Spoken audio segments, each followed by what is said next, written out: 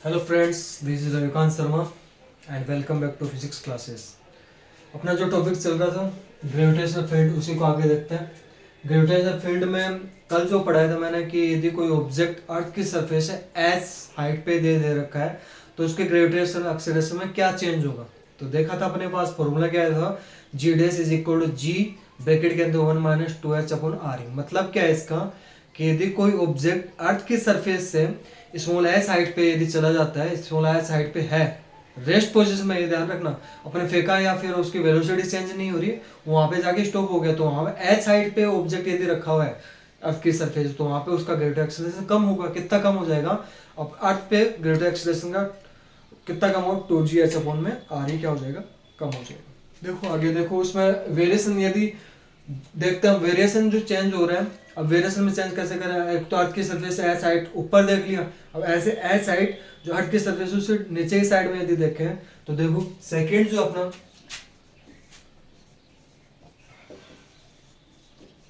Variation in gravitational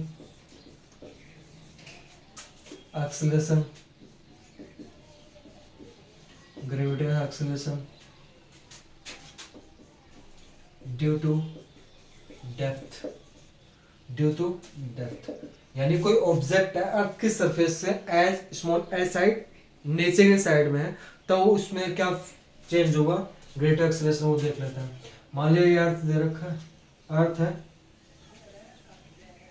अर्थ की surface है, इसकी रेडियस, इसका सेंटर ओ मान लेता है, और रेडियस कितनी मान लेता है? R E. अर्थ के लिए रेडियस कितनी मान लेता है? R E. अब मान लेते हैं इसकी अर्थ की सरफेस यहाँ पे, इसके अंदर स्मॉल एच हाइट, अंदर स्मॉल एच हाइट, ऊपर से स्मॉल एच हाइट नीचे की साइड में, यही है। यानी ओ से जो डिस्टेंस है, यदि यहाँ पे पॉइंट पी पे कोई ऑब्जेक्ट रखा हो, कोई स्मॉल एम मास का, तब उसके लिए अपन को ग्रेविटी एक्सेलरेशन में चेंज फाइंड आउट करना है। तो यहाँ पे अपन ने मान लिया इससे रिलेटेड एक स्पेयर हो गया, small H height point P पे कोई पार्टिकल यदि रखा हुआ है, तो इसकी सेंटर ओ से जो डिस्टेंस है वो कितनी हो जाएगी? कंप्लीट कितनी दे रखी है? आर ही दे रखी है, और अर्थ की सरफेस से स्मॉल एच साइड नीचे की साइड में लिया है, तो ये कितना हो जाएगा? कंप्लीट जो है ये कितना है? आर ही है। और यहाँ पे जो है कंप्लीट आर ही है, तो यहाँ पे जो है वो कितना हो जाएगा? आर ही माइनस का कितना हो जाएगा? एच हो जाएगा।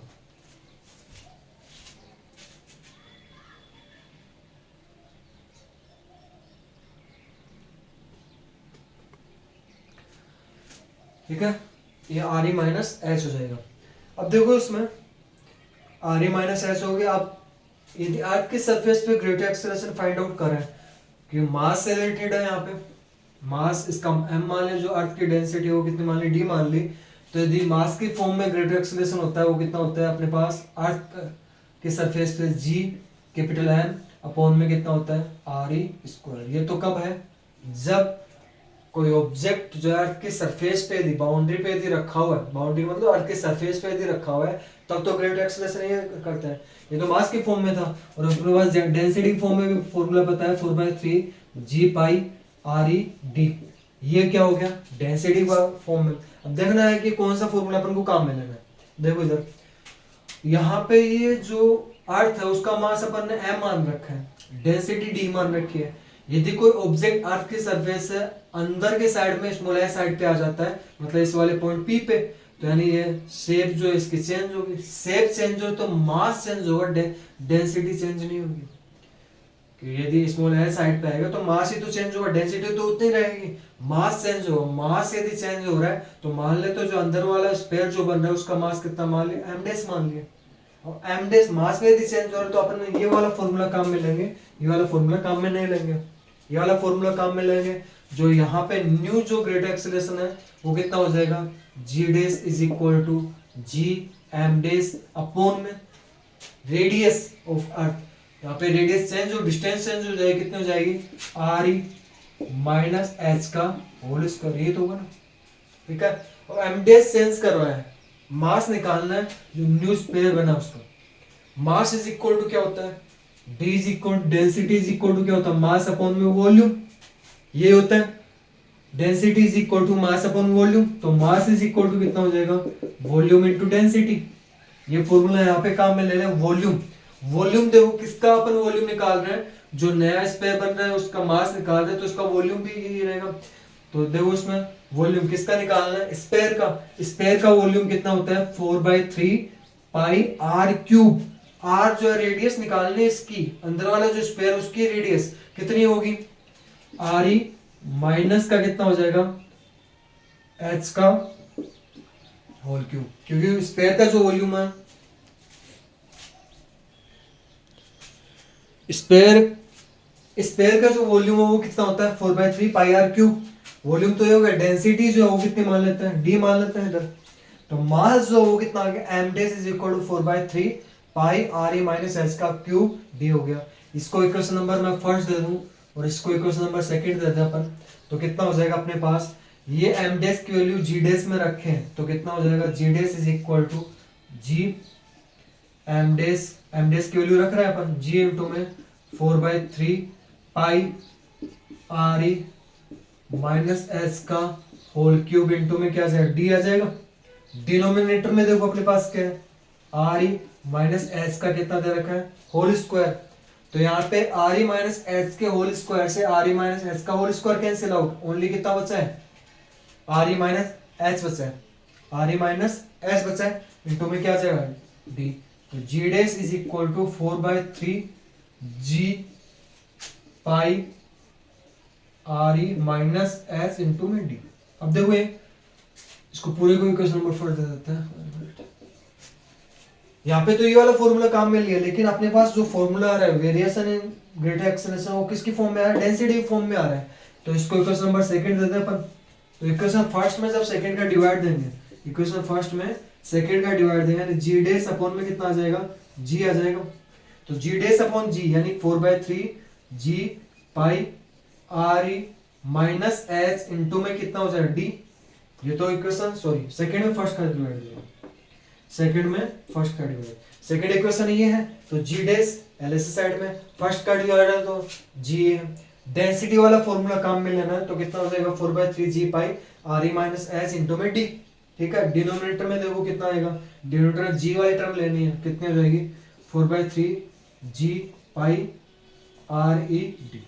तो यहाँ पे देखो कैंसिल आउट क्या हो रहा है, 4/3 जी पाई से 4/3 g pi cancel out, D से डी कैंसिल आउट, यानी जो ग्रेविटी एक्सेलरेशन है वो कितना आ जाएगा, g dash is equal to बचेगा कितना अपने पास, जी डेस अपॉन जी, तो कितना बच जाएगा are e minus h upon में कितना आ जाएगा आर ई। ये अपने पास इक्वेशन आ गई। तो इसको सब आगे सोल्व करेंगे तो कितना होगा,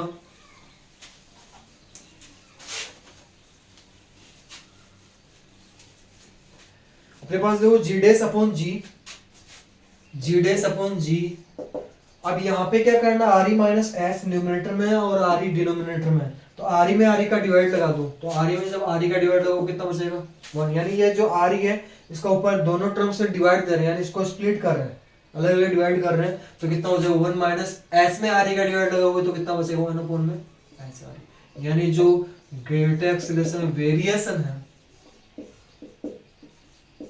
ग्रेविटेशनल एक्सेलरेशन में जो वेरिएशन है वो कितना आ गया, g dash is equal to g 1 minus h upon में आर ई। यानी जब भी अर्थ की सरफेस पे नीचे जाते हैं तब जो ग्रेविटी एक्सेलरेशन कितना कम, इसको जब आगे सोल्व करेंगे तो कितना आ जाएगा, g dash is equal to g minus g h upon में कितना आ जाएगा, आर ई आ जाएगा।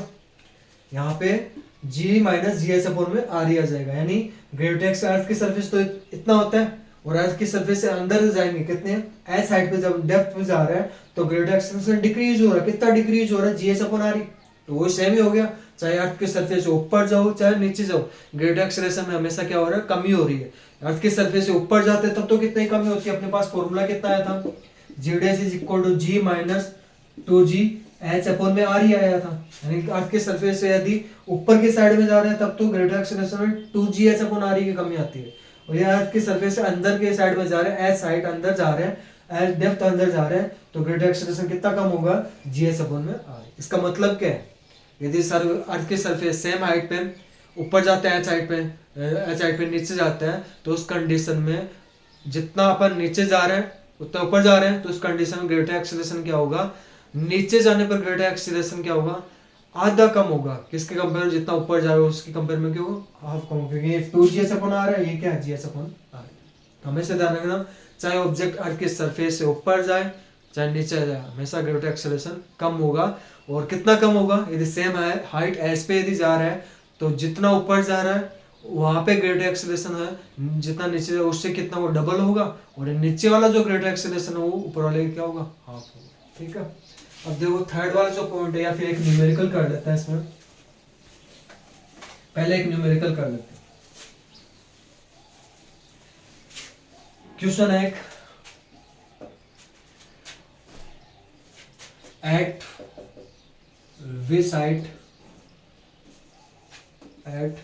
which side from earth surface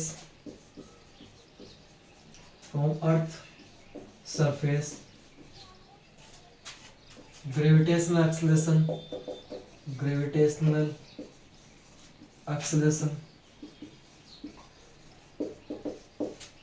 will be half of gravity acceleration at earth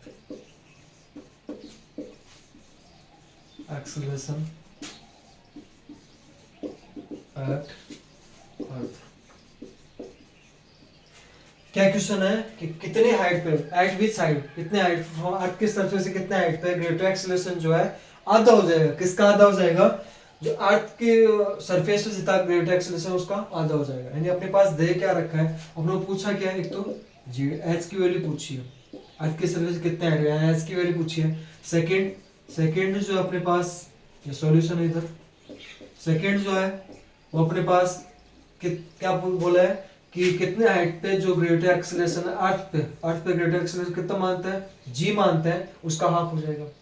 अब यदि अर्थ की सरफेस एस हाइट पे जा रहे हैं तो अपने पास फॉर्मूला है, कितना होता है g dash is equal to g 1 minus 2h upon में आर ई, ये फॉर्मूला होता है। आर ई क्या है, अर्थ की रेडियस, एच क्या है, हाइट है।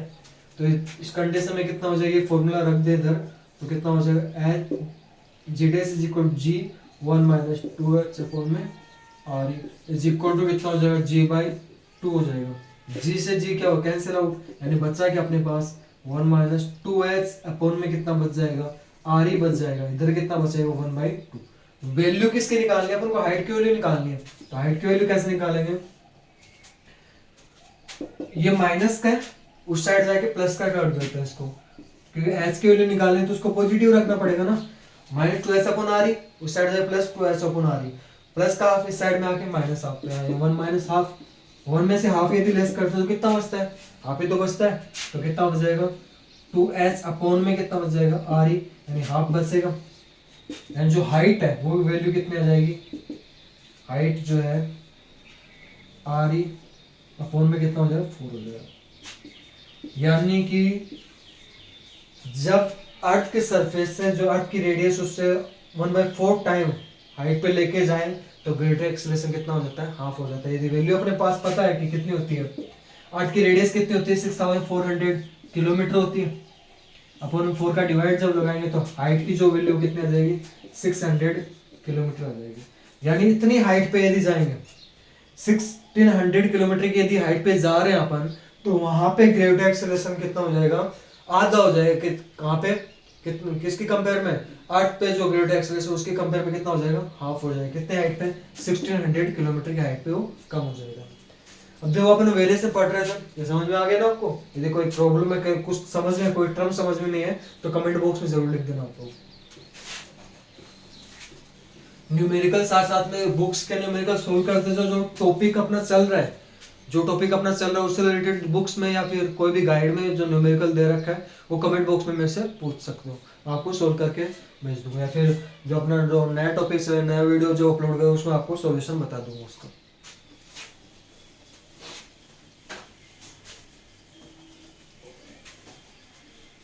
अपन ने वेरिएशन 2 तो देख लिया, 2 वेरिएशंस देख लिए थे। एक तो क्या था, यदि एच हाइट ऊपर जा रहा है, एच हाइट नीचे, 2 वेरिएशंस देख लिए थे। एच हाइट ऊपर जा रहा है तो 2gh अपॉन आर की कमी होगी ग्रेविटी एक्सेलरेशन में। यदि एच हाइट नीचे जा रहा है, कोई ऑब्जेक्ट नीचे है अर्थ की सरफेस से, तब भी कमी होगी कितनी, gh अपॉन में आर। अब देखो अर्थ की सरफेस के कारण भी क्या होता है, ग्रेविटी एक्सेलरेशन में वेरिएशन होता है। तो थर्ड जो टॉपिक है इसका, variation in gravitational acceleration, variation in gravitational acceleration due to shape of earth, due to shape of earth. Earth के शेप के कारण भी क्या होगा, ग्रेविटी एक्सेलरेशन में वेरिएशन आएगा। देखो कैसे, अर्थ की शेप हमेशा हम अभी स्फीयर बना रहे वैसी नहीं होती है। कैसी होती है, इलिप्टिकल होती है। कैसी होती है, दीर्घवृत्ताकार या अंडेनुमा जो संरचना होगी, एग की जो शेप होती है वैसी शेप कैसी होती है, अपनी अर्थ की होती है, यानी इस टाइप में होती है। अर्थ की जो शेप होगी इस टाइप में। ये किसने बताया था, केपलर ने बताया था। केपलर एक साइंटिस्ट है, उसने बताया। केपलर की अपन लॉज भी पढ़ेंगे, उसमें आएगा ये कि अर्थ की शेप कैसी होती है, ओवल जैसी होती है। कैसी होगी, ओवल जैसी, इलिप्टिकल होगी या फिर अंडेनुमा संरचना होगी अर्थ की। तब इसको क्यों ले रहे हैं यहाँ पे, ये तो अर्थ का क्या है, इक्वेटर लाइन है। अर्थ के जो मतलब बीच में से जाती है उसको क्या बोलते हैं, इक्वेटर लाइन। 3 लाइन्स होती है ना, कैप्रिकॉर्न वाली, centre of Capricorn, tropic of Cancer, ये 3 लाइनें होती हैं। तो एक होती है इक्वेटर लाइन जो सेंटर से होके जाती है, एक तो ये होगी। और इसके परपेंडिकुलर जो कौन से होते हैं, पोल्स होते हैं। ये नॉर्थ पोल है और इधर जो है ये साउथ पोल है। तो इनमें ग्रेविटी एक्सेलरेशन में चेंज आया, क्यों चेंज आया वो समझना अपन को। मान लिया अर्थ की जो रेडियस है, अर्थ की जो रेडियस है वो इक्वेटर पे, तो मान लिया r e for earth, e for equator. अर्थ की जो रेडियस है इक्वेटर का आर ई मानी, ऐसे अर्थ की जो रेडियस है वो पोल्स पे कितनी मानी, आर ई पे। अब बताओ मेरे को कहाँ पे रेडियस ज्यादा है, कहाँ पे कम है। अर्थ की रेडियस इक्वेटर पे ज्यादा दिख रही है, किसके कंपैरिजन में, पोल्स के कंपैरिजन में। तो अर्थ की जो रेडियस है इक्वेटर पे वो लार्ज होती है, किसके कंपैरिजन में, अर्थ की रेडियस पोल्स के कंपैरिजन में कितना लार्ज होती है वो देखो। इन दोनों में रिलेशन क्या होता है, कितनी लार्ज होती है वो देखना है। अर्थ की जो रेडियस है इक्वेटर पे जो रेडियस है वो पोल्स पे रेडियस का कितना लार्ज होती है, 21 किलोमीटर ज्यादा लार्ज होती है। अर्थ की जो रेडियस है इक्वेटर पे, वो अर्थ की रेडियस पोल्स पे से ज्यादा होगी, कितने किलोमीटर ज्यादा होगी, 21 किलोमीटर क्या होगी, ज्यादा होगी।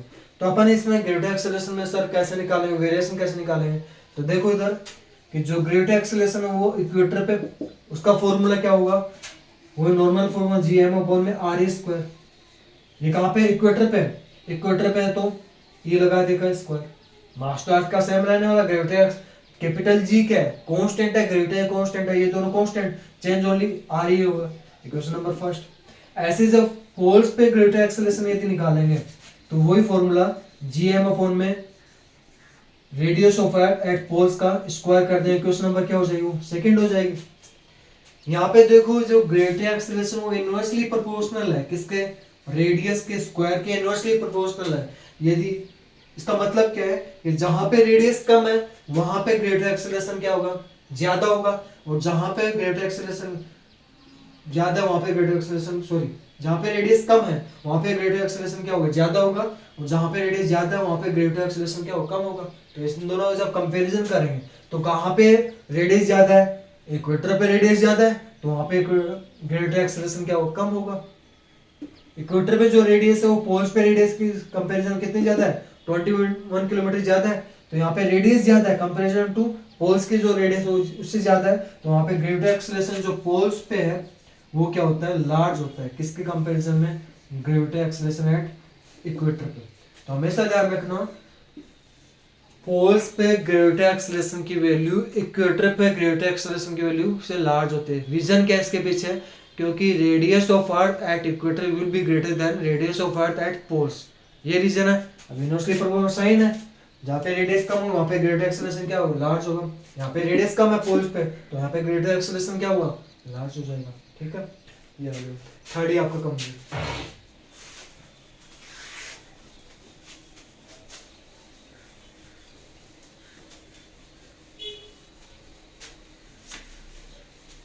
फोर्थ जो है variation in gravity acceleration, variation in gravitational acceleration due to rotation of earth, due to rotation of earth. Earth के रोटेशन के कारण भी क्या होता है, ग्रेविटेशनल, जी का मतलब ग्रेविटेशनल एक्सीलरेशन। अर्थ का जब भी रोटेट करेगी तो उसमें ग्रेविटेशनल एक्सीलरेशन क्या होगा, रोटेट, मतलब उसमें रोटेशन के कारण भी क्या होगा, वेरिएशन होगा। तो देखो कैसे होगा, मान ले अर्थ है, इसकी रेडियस कितनी मान ली, वही अपन स्क्वायर फॉर्म में ले रहे हैं।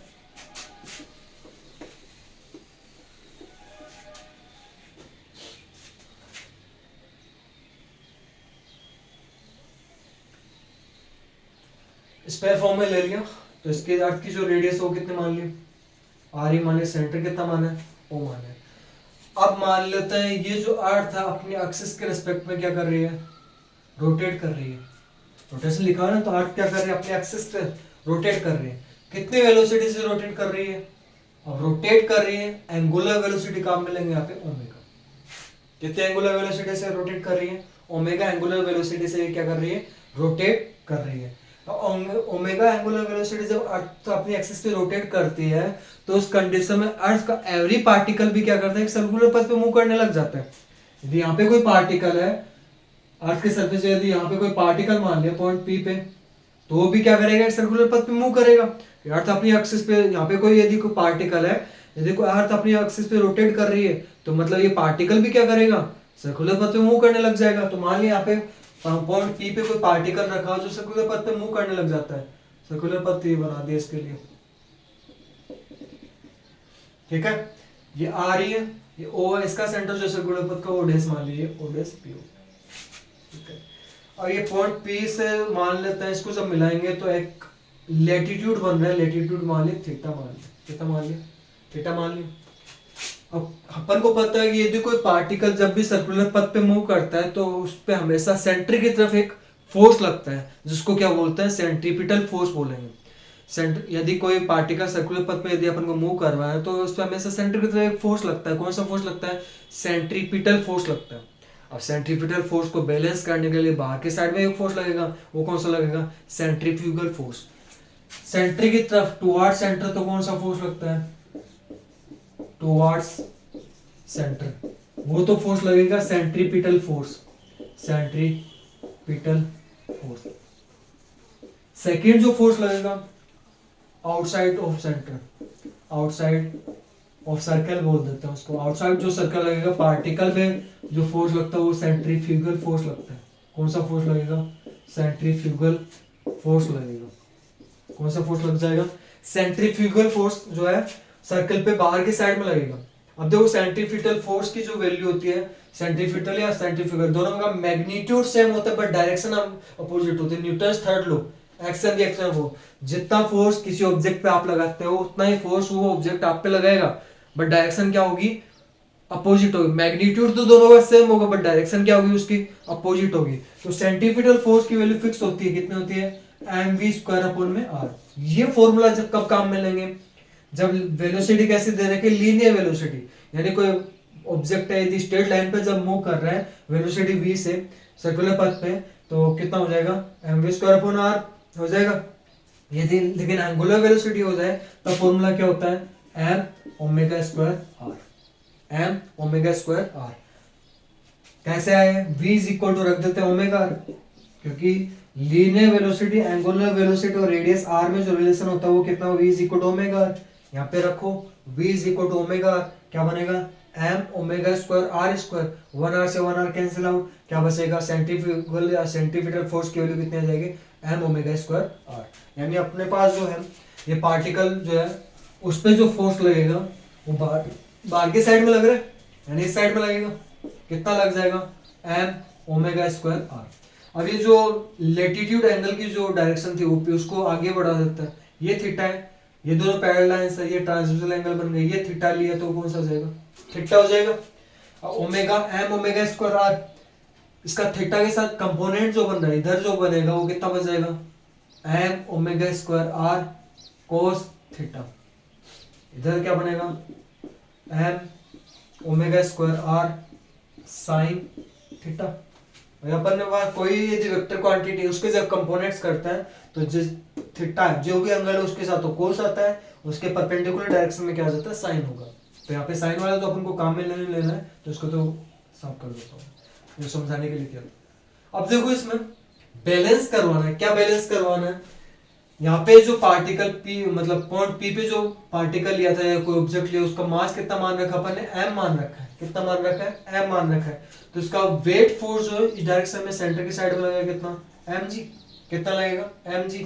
ये तो कब था, जब इस पे ये रोटेट नहीं कर रहा तब था। और रोटेट करने लग जाएगा तो इसका न्यू वेट जो है सेंटर के साइड में कितना मान लेता है, mg डेस मान लेता है। वो कितना मान लेता है, mg डेस। ये पॉइंट P पे कोई पार्टिकल है, इसके साइड में तो फोर्स लग रहा है m omega square cos theta लग रहा है, और सेंटर के साइड में टू फोर्स लगेंगे। एक तो पहले से ग्रेटर एक्सेलरेशन g के कारण, और जब अर्थ रोटेट करने लग जाती है तो न्यू ग्रेटर एक्सेलरेशन के कारण इस पे जो फोर्स लगेगा वो कितना हो जाएगा, mg डेस। बैलेंस जब करवाओगे इसको, mg डेस किससे बैलेंस हो रहे हैं, mg दोनों सेम डायरेक्शन में, तो ये इक्वल हो गया। बट उस डायरेक्शन में जो फोर्स लग रहा है कितना लग रहा है, minus m omega square r cos theta. Complete equation में किसका डिवाइड जा रहा है, m का डिवाइड जा रहा है, तो g dash is equal to कितना हो जाएगा, g minus omega square r कितना हो जाएगा, कोस थीटा। ये आ गया अपने पास ग्रेटर एक्सेलरेशन में वेरिएशन। किसके कारण, due to rotation of earth. Earth जब रोटेट करती है तब उसमें ग्रेटर एक्सेलरेशन में कितना चेंज होगा, g minus omega square r cos theta. यानी इसका मतलब क्या है कि ग्रेटर एक्सेलरेशन क्या होगा, डिक्रीज होगा। ये कोस थीटा 180 ले लें, थीटा इज इक्वल टू 180, तब तो प्लस हो जाएगा, क्योंकि कोस 180 डिग्री की वैल्यू कितनी होती है, -1 होती है। तो उस कंडीशन में तो इंक्रीज हो जाएगा, और यदि अदर जो वैल्यू है उस पर क्या होगा, डिक्रीज होगा। अब देखो इसमें केसेस लेते हैं। केस क्या होंगे, केस नंबर फर्स्ट यदि देखें, इसमें कंडीशन यदि अप्लाई करें, यदि ऑब्जेक्ट कहां पे रखा हो, एट इक्वेटर। एट इक्वेटर इसका मतलब क्या है, यानी पॉइंट P पे पार्टिकल m जो है वो यदि रखा हुआ है, इसको यहाँ थीटा इज इक्वल टू अपन यहाँ पे लेके आ रहे हैं, इक्वेटर यहाँ पे लेके आ रहे हैं, यहाँ पे रख दिया। इसका थीटा कितना हो जाएगा, यानी इसको जब यहाँ पे लेके आएंगे तो थीटा कितना हो जाएगा, 0 डिग्री। थीटा जब 0 डिग्री ले रहे हो तो ग्रेटर एक्सेलरेशन क्या चेंज आएगा, g dash is equal to g minus omega square r। R cos zero, cos zero की वैल्यू कितनी होती है, थीटा की वैल्यू 0 रखेंगे तो कोस जीरो कितना हो जाएगा, 1 हो जाएगा। यानी ग्रेटर एक्सेलरेशन में क्या हो रही है, इक्वेटर पे क्या हो रही है, कमी हो रही है। कितनी कमी हो रही है, ओमेगा स्क्वायर r की क्या हो रही है, उसमें कमी हो रही है। g dash is equal to g minus omega square r। Second देखो, सेकंड केस देखें। सेकंड केस में क्या होगा, जब यदि ऑब्जेक्ट हो कहां पे रख दें, पोल पे रख दें, एट पोल्स। यानी ऑब्जेक्ट यहाँ पे रखा हुआ है तो थीटा कितना हो जाएगा, 90 डिग्री। एट पोल्स पे थीटा इज इक्वल टू कितना होगा, 90 डिग्री। यानी g dash is equal to g minus omega square r cos theta. Theta की वैल्यू कितनी ले, 90, कोस 90 की वैल्यू कितनी हो, 0। यानी ये कंप्लीट टर्म कितनी हो जाएगी, 0। यानी पोल्स पे जो ग्रेविटी एक्सेलरेशन होता है वो कितना होता है, जी रहता है। जो अर्थ पे ग्रेविटी एक्सेलरेशन उतना ही रहता है ड्यू टू रोटेशन। और ये इक्वेटर पे, इन दोनों से दोबारा यदि देखें, पहले वाला जो वेरिएशन अपन ने पढ़ा था शेप के कारण जो ग्रेविटी एक्सेलरेशन था, उसमें क्या देखा था अपन ने, पोल्स पे जो ग्रेविटी एक्सेलरेशन है वो लार्ज होता है कंपेयर टू इक्वेटर पे। ये भी तो ये कह रहा है ना कि जो पोल्स पे ग्रेविटी एक्सेलरेशन है वो तो जी है, बट इक्वेटर पे जो ग्रेविटेशनल एक्सेलरेशन है वो ओमेगा स्क्वायर आर कम हो रहा है। किसके कारण, रोटेशन के कारण क्या हो रहा है, कम हो रहा है। आई बात समझ में, यदि इससे रिलेटेड कोई कुछ समझ में नहीं, कोई टर्म यदि समझ में नहीं तो कमेंट बॉक्स में मेरे से पूछ लेना। अब इससे रिलेटेड एक न्यूमेरिकल करते हैं।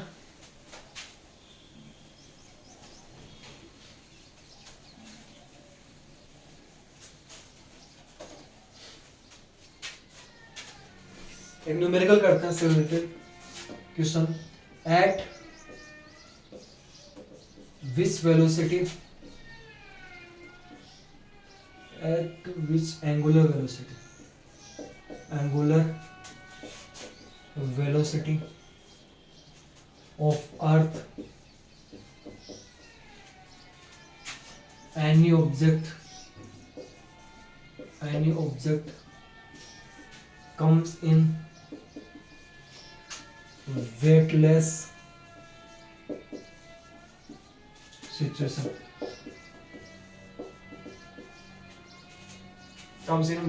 situation, at equator।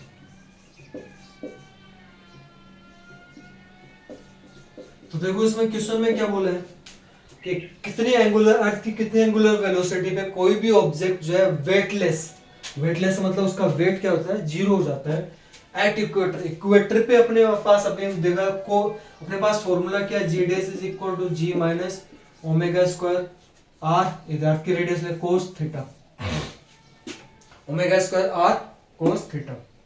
अब वो ध्यान चेंज कर लें, स्मॉल आर की जगह capital r, small r is equal to capital r रख दे रहे, अर्थ की रेडियस कम में ले लें। तो अर्थ इक्वेटर पे बात कर रहे हैं, इक्वेटर में थीटा कितना होता है, जीरो, कोस जीरो की वैल्यू कितनी होती है, 1। तो ये फॉर्मूला इक्वेटर पे ये अपने पास फॉर्मूला है, g dash is equal to g minus omega square r है। अब यहाँ पे अपन को पूछा है कि कितनी एंगुलर वेलोसिटी पे वेटलेसनेस, यानी जो वेट है एम से मल्टीप्लाई कर दे तो ये कितना हो जाएगा, जीरो हो जाएगा, g minus omega square r. तो यानी कितना बन जाएगा, omega square r is equal to कितना हो जाएगा, g, omega square is equal to g upon में आर, यार मल्टीप्लाई उस साइड जाके डिवाइड में। तो ओमेगा इज इक्वल टू यानी एंगुलर वेलोसिटी का फॉर्मूला जो कितने आ गया अपने पास, अंडर रूट जी अपॉन में आर।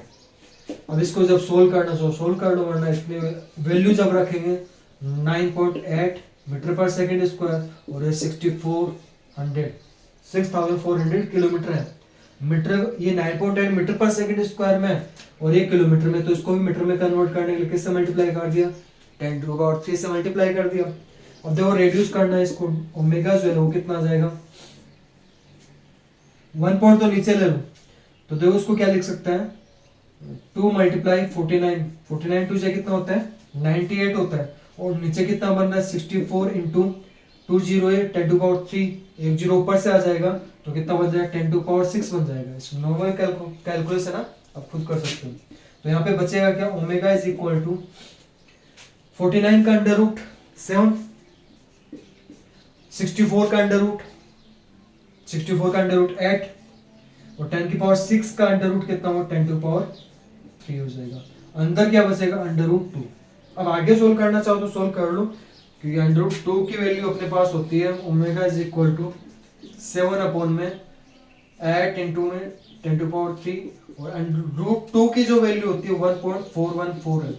इसको आगे यदि सोल्व करें 2 का डिवाइड, इसको आगे सोल्व करें मतलब कैलकुलस है ना, तो यहाँ तक लिखते हो तब भी राइट आपको। इसमें ये ओमेगा एंगुलर वेलोसिटी है तो रेडियन पर सेकेंड, ठीक है, कैलकुलेट कर लेना इसको आगे। ओके, तो होप आपको ये समझ में आया। इससे रिलेटेड कोई प्रॉब्लम है कमेंट बॉक्स में मेरे को पूछ सकते हो। Thank you.